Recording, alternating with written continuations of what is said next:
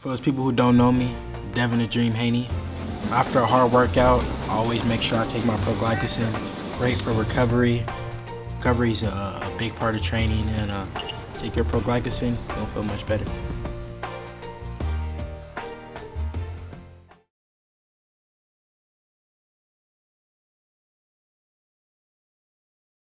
So Josh, as we said yesterday, obviously it's been a while, but how's it got you feeling now, being up on the stage with your opponent and talking about having a fight again?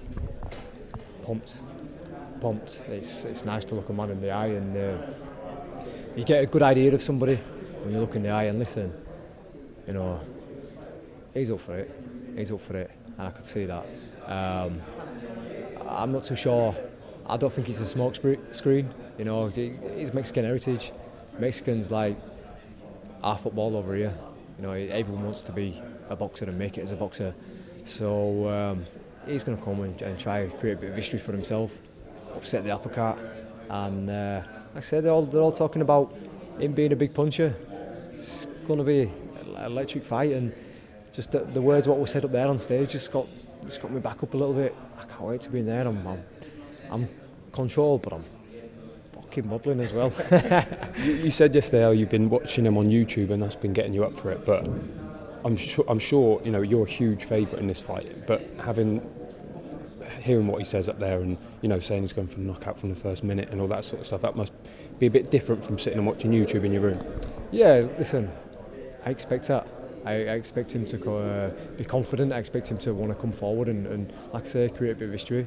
He's Mexican. He's not going to come up here and tremble. He took the opportunity just like that. So there's no way that he's going to come up here and start shaking and talking down of himself. Mexicans wear their heart on the sleeves, and they're immensely proud. So he's gonna keep pushing forward. But the knockouts that he's had and the calibre of opponents are not the same level as myself. So, you know, I've been sparring with some real strong guys. Some guys who are a lot bigger and heavier than me. I've never been down to the camera seeing a fight or sparring. So I know my chin can hold up, but it's about boxing as well.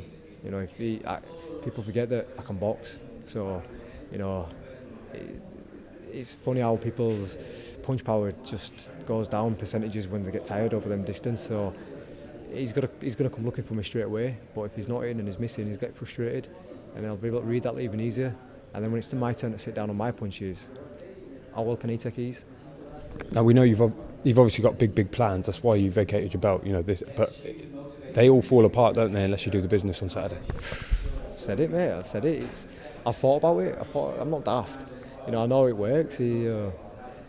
All these pictures on the wall and my face all over the place. I'm back on somebody else's undercard. I'm no longer a main event fighter. I get beat on weekends, so that is its own pressure in itself. But it's what we do, and we're at the highest level, so you've got to expect it.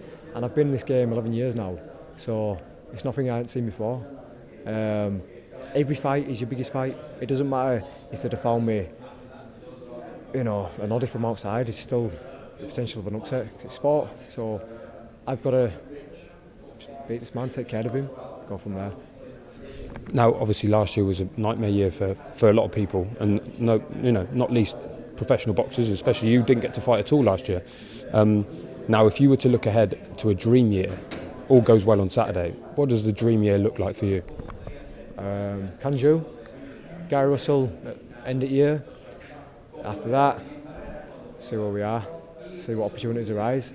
But yeah, that would be an ideal scenario for Josh Warrington. You know, I want to be busy this year. Ideally, if we could squeeze in 3 more fights after this one, even better. But you know, camps and build-ups take a long time. So ideal scenario, if we could go out, there was talks of maybe April, May. That'd be fantastic. After that, like I say, maybe a bit of a break, not too long, and then probably after summertime, September, October. Just last one, I know you've spoken about this, but you're known for the crowds and having all those fans behind you. No fans on Saturday, obviously. How do you deal with that? Obviously, it's a little bit difficult. I think I'm going to have to speak to Tony Bellew and tell him to put a lead shirt on or something. Start singing Marching Like Ever in between. Listen, ultimately, when the first bell goes, and the first bell goes, I've got to switch on. And I'd like to think I'm professional enough now to know when to switch on and switch off from having a crowd there or not.